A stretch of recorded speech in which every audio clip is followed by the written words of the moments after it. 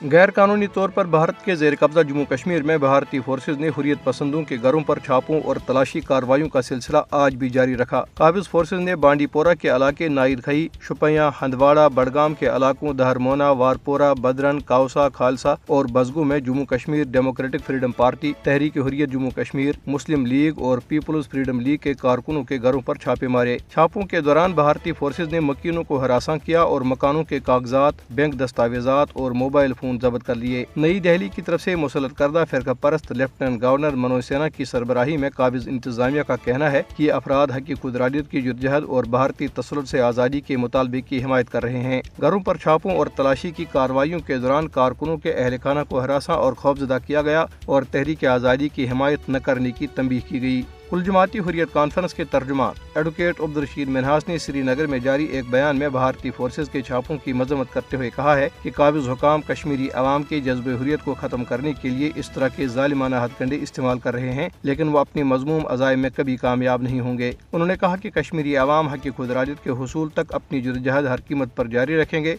और भारत को जम्मू कश्मीर से निकल जाने के सिवा कोई चारा नहीं।